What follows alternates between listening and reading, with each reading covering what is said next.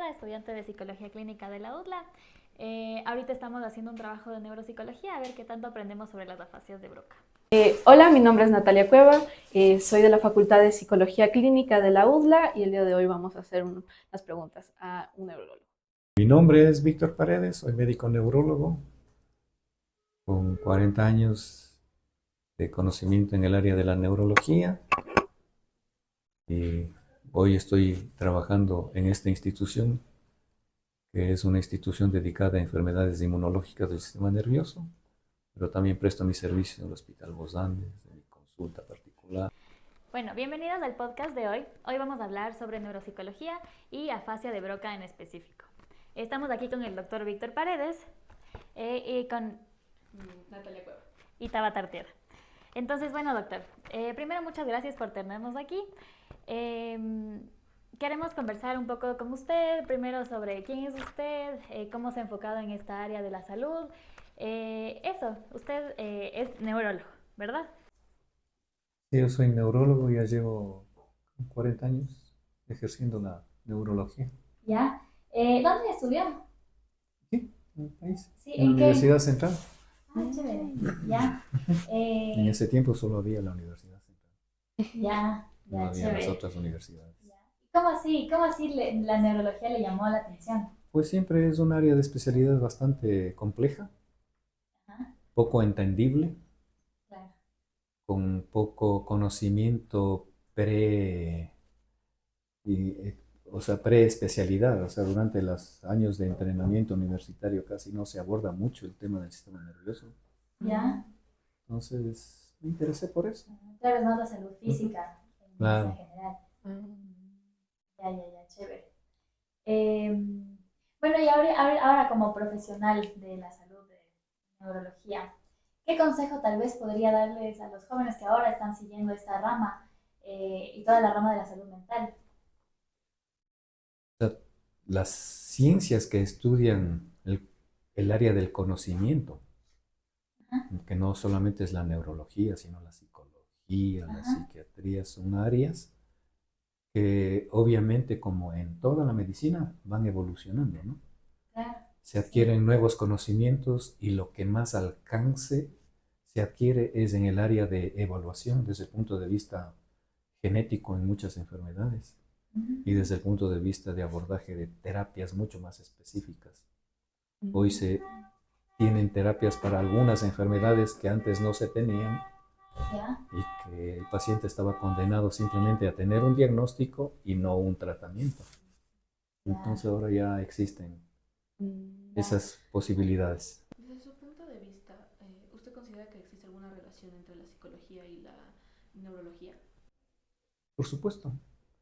De hecho, son especialidades que tienen que darse la mano en un momento del Ujú, camino para áreas de la neurología que necesitan y requieren la asistencia del psicólogo, del neuropsico, del psiquiatra.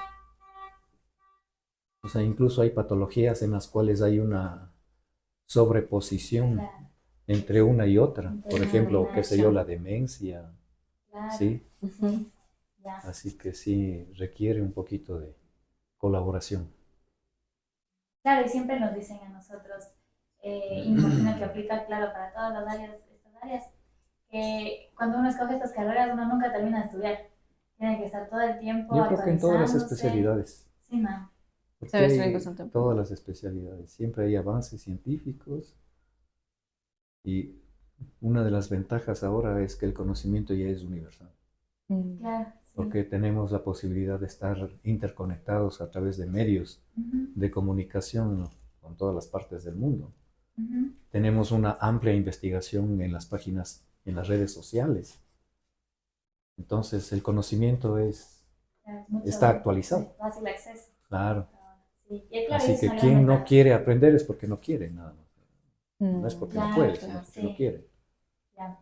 Bueno, entonces ahora nos vamos a ir un poco más en específico hacia la fase de Broca.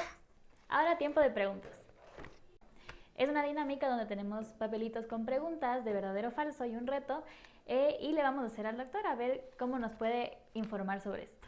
La pregunta dice, ¿la neuroplasticidad cerebral permite que el cerebro se reorganice y que en algunos casos el lenguaje pueda ser procesado por áreas cerebrales contralaterales, o sea, del lado opuesto.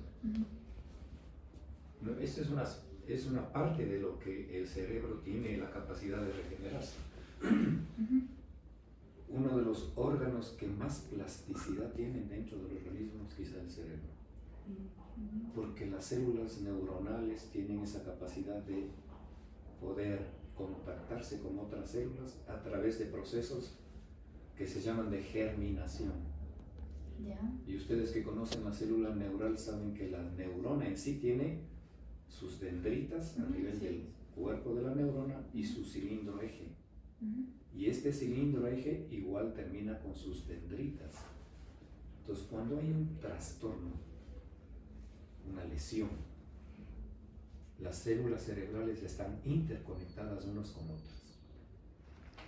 Y esa red de interconexión mantiene una funcionalidad de acuerdo a cada área del cerebro donde estén estas redes. Cuando esto se altera, el cerebro comienza a amplificar la función. ¿Para qué? Para tratar de censar qué es lo que está funcionando mal. Y esto se hace a través de una germinación, o sea, comienza a germinar y las neuronas comienzan a interconectarse unas con otras en forma progresiva para tratar de compensar la función que quedó alterada. Y en algunos casos se logra una buena función, no solamente con el cerebro contralateral. Esto es muy difícil que una área de función, por ejemplo el lenguaje, que en la mayoría de las personas está enfocada en el hemisferio izquierdo, pase al hemisferio derecho. Es muy difícil, excepto en los casos en que la lesión es muy temprana, por ejemplo en los niños. ¿A qué se debe esto? Si un niño nació con alguna lesión cerebral focal en el lado izquierdo, desarrolló su lenguaje definitivamente en el lado derecho. ¿Sí? O en las personas zurdas. Claro, las personas zurdas tienen un poco más de desarrollo de su lenguaje en el lado derecho. Qué interesante. Ya. A ver, sigamos con otra pregunta. Bueno, para mejor yo se le lea, me parece. La fase de Broca se define exclusivamente por el daño a una única área específica en el lóbulo frontal izquierdo del cerebro. Bueno, afasia en sí implica un trastorno en el cual se altera el lenguaje y la comunicación. ¿No es cierto? Pero se altera el lenguaje y la comunicación en una persona que aprendió o desarrolló su lenguaje y comunicación de forma normal.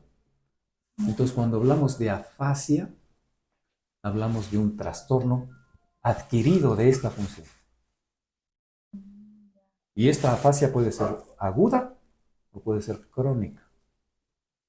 Aguda, por ejemplo, en una encefalitis, es un proceso agudo, en una enfermedad cerebrovascular.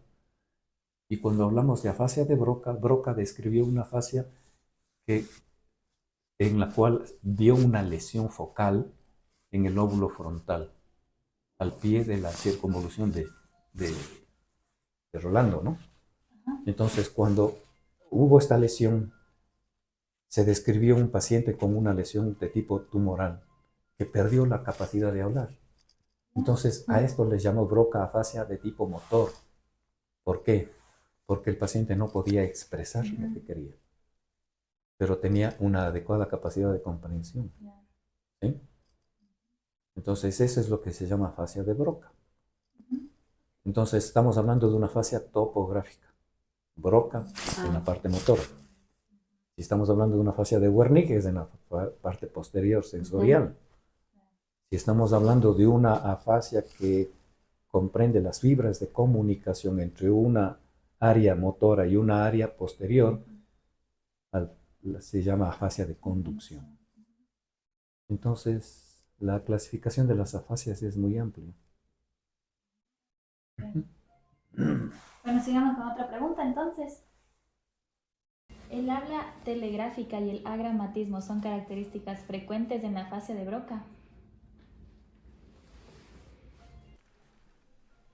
Son frecuentes en la afasia de que cuando afecta la parte motora del lenguaje.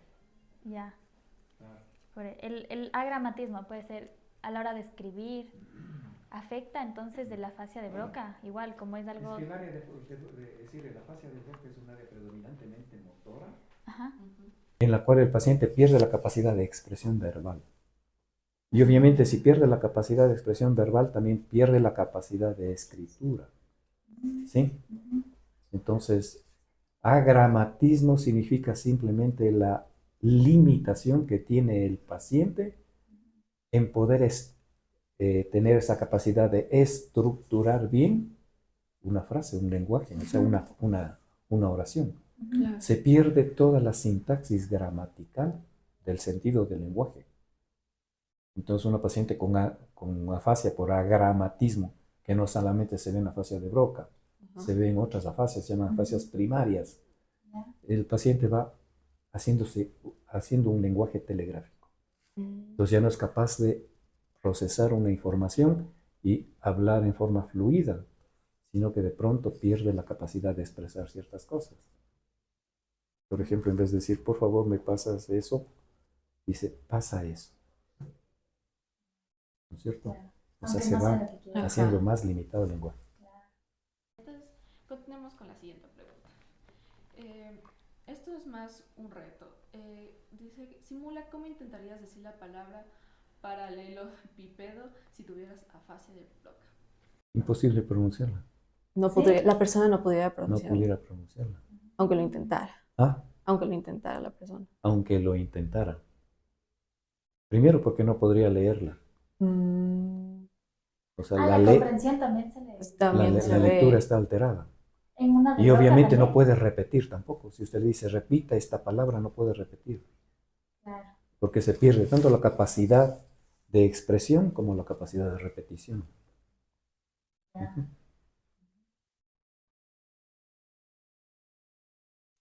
A ver, la resonancia magnética y la tomografía computarizada son herramientas importantes para confirmar el diagnóstico de afasia de Broca. ¿Es necesario? Son herramientas importantes que le permiten diagnosticar si existe una patología específica, estructural del cerebro que pueda provocar la afasia. Por ejemplo, un paciente que de pronto tuvo un trastorno brusco del lenguaje, se le hace una resonancia magnética y tiene un infarto. Un infarto focalizado en el área motora del lenguaje. Entonces se puede. La tomografía igual. Pero la resonancia tiene la ventaja sobre la tomografía que define mucho más las estructuras del cerebro. Y hay ocasiones donde la afasia de Broca se pueda desarrollar sin algo que se pueda ver en una tomografía. Por supuesto. Sí. ¿Ya? Hay las afasias que se llaman afasias progresivas primarias, que son parte de un proceso que se llama degeneración lobar frontotemporal. Es una forma de demencia. Antes se la denominaba demencia de Pick, pero ahora ya no. ¿Y por qué se la denominaba así? Porque Pick fue el primero que descubrió esa demencia y característicamente esta demencia en un porcentaje tenía ciertas estructuras intracelulares que se denominaban cuerpos de Pick.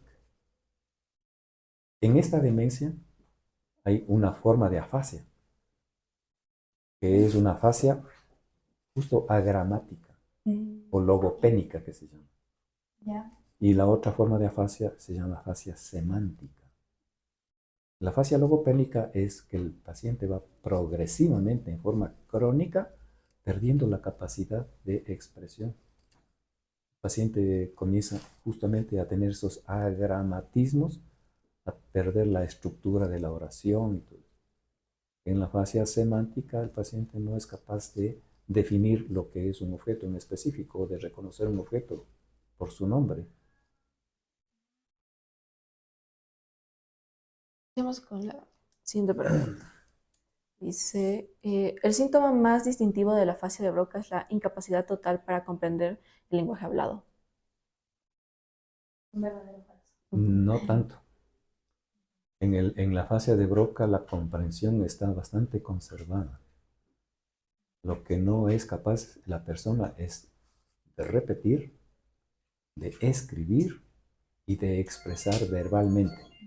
¿Y qué tan rápido avanza desde el diagnóstico, desde que empiezan los síntomas? ¿Qué tan rápido es el progreso de esta... de degeneración Ajá. que se podría dar en este tipo de fases. O sea, cuando hablamos de afasias, Ajá. generalmente la causa es la que define cuál va a ser la evolución. Ya. Si usted tiene una enfermedad cerebrovascular, tiene una afasia brusca. Se instala en segundos. Si usted tiene un tumor cerebral en el área del lenguaje, se va a instalar progresivamente. Si usted tiene una enfermedad degenerativa, también se va a instalar progresivamente el trastorno del lenguaje. Entonces, si hay algo brusco, hay un proceso que lesiona las células cerebrales en forma aguda y sobre ese proceso viene un proceso de compensación y regeneración. Si hay algo que está dañando estructuralmente el cerebro en forma crónica, no es lo mismo, porque el cerebro tiene que ir readaptando su plasticidad conforme se va dando el daño, que es progresivo. ¿Sí? Y en esta fascia, porque dice que entonces tienen bastante capacidad de comprensión, ¿qué tanto es la conciencia de su incapacidad de expresión? Por supuesto, el paciente está absolutamente consciente de Sí. que no tiene capacidad de poder expresar lo que él quiere. Y a veces eso genera ansiedad, tensión. Claro, tiene repercusiones emocionales fuertes, ¿no? ¿No? Claro. Bueno, ya estamos trabajando. Y estos aspectos emocionales, ¿cómo se puede tratar? ¿A partir de la neurología o ya tendría que irse más a la psiquiatría, a la psicología? ¿Cómo puede ser para tratar no solo la parte ya estructural, sino la emocional? ¿Cómo podría ser? Bueno, o sea, un paciente con afasia siempre tiene que ser sometido a un tratamiento más que farmacológico, de tipo neuroconductual, o sea, la parte neuropsicológica, la parte que se llama fisioterapia del lenguaje. Entonces hay una terapia específica del lenguaje que les permite a los pacientes tener una nueva readaptación a su lenguaje. ¿Sí? Y obviamente desde el punto de vista psicológico habría que tratar lo que es la perturbación emocional que tiene el paciente como consecuencia de su daño, si es que es necesario tratarlo. Bueno, yo quería también preguntar con respecto a todo esto de la intervención que se le debe dar al paciente. En su experiencia, ¿hay alguna diferencia como que marque de forma decisiva la evolución que va a tener un paciente? ¿La evolución en qué sentido? Evolución tal vez de mejora, tal vez con medio de terapia. Hay algo como tal, hay factores que determinen si tal vez el paciente va a llegar a mejorar o claro, no. por supuesto, o sea, la causa es un factor determinante. ¿Qué le provocó al paciente un trastorno del lenguaje? Si es que hubo una enfermedad cerebrovascular, por ejemplo, un infarto, una hemorragia. Sabemos que eso es un proceso agudo que después va a tener una compensación, una recuperación progresiva de la plasticidad cerebral. Pero cuando se trata de un proceso crónico, como por ejemplo una degeneración frontotemporal, eso ya sabemos que el paciente no va a tener una buena recuperación. Va a seguir alterando su lenguaje de forma progresiva, hágase lo que se haga, porque es degenerativo. Entonces, ¿qué se podría hacer en este caso? Ya sabiendo que ¿Mm? tal vez, ¿qué se podría entonces hacer tal vez con el paciente en este caso? En el segundo caso que les decía, Ajá, si ya no hay como tal una forma de recuperar tal vez su lenguaje. ¿Qué se podría hacer? hay algunas maniobras que emplean los neuropsicólogos para tratar esto, como maniobras en que el paciente pueda visualmente tratar de expresar alguna cosa o verbalmente, es decir, con gestos, pero verbalmente ya el paciente no va a tener capacidad de Sin utilizar comunicación. otro tipo de herramientas para poder Claro, comunicarse. exactamente. Se implementan herramientas de tipo más como paralelas para tratar de mantener una comunicación.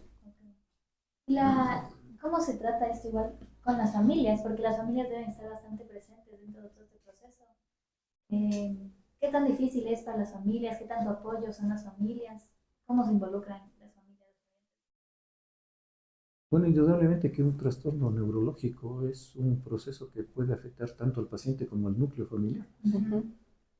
Y dependiendo del proceso que esté ocasionando este daño, las familias pueden estar más o menos perturbadas por el proceso. Pues no es lo mismo tratar a un paciente con una enfermedad inflamatoria del cerebro, que sabemos que es un proceso autolimitado, que una enfermedad progresiva del cerebro, que sabemos que es un proceso degenerativo que no va a tener ningún tipo de tratamiento específico y que el paciente más bien se va a ir deteriorando más y más y más.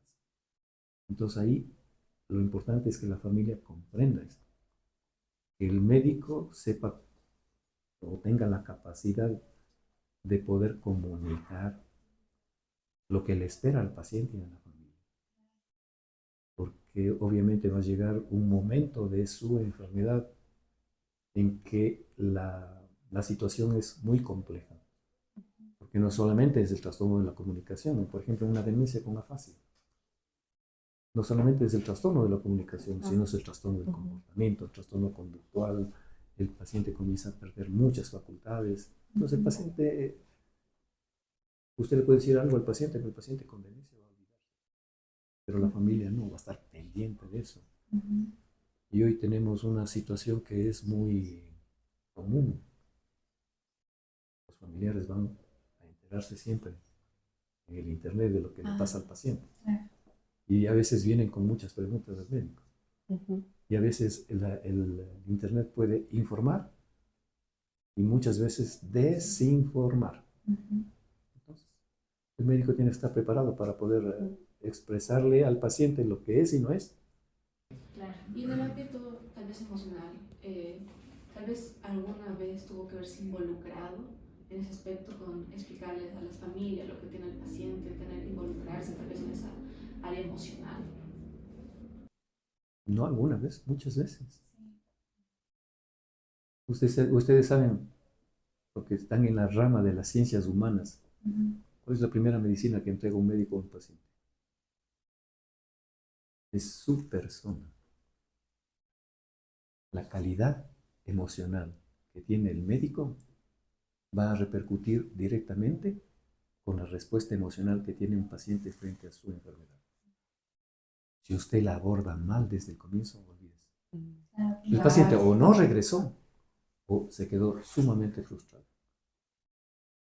La rehabilitación para la fase de Broca se divide típicamente en dos etapas. Una temprana, enfocada en la resolución del daño cerebral inicial, y una tardía, centrada en el reaprendizaje del idioma.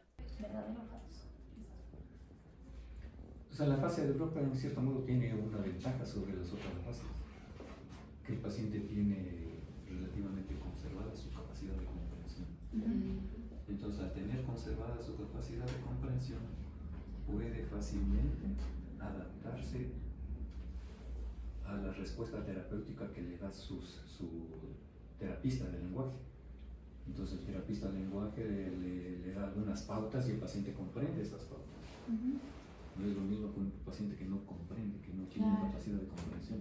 Entonces es una fase con mejor pronóstico desde el punto de vista de su fisioterapia.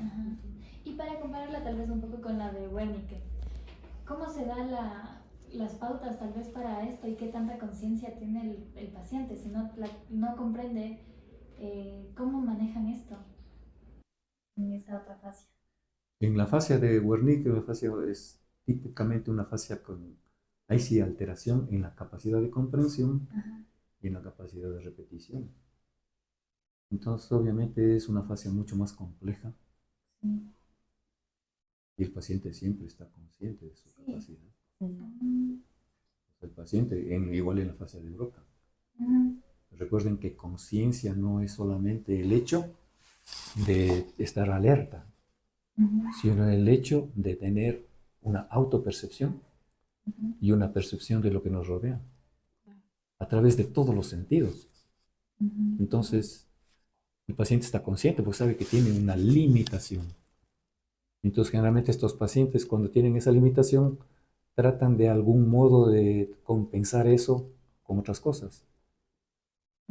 Por ejemplo, ¿qué hace un paciente con afasia de Wernicke frente a su problema cuando está en un medio donde no puede expresarse verbalmente? O sea, no comprende lo que están hablando, entonces tal vez se mantiene sin comunicación. O sea, limita su comunicación.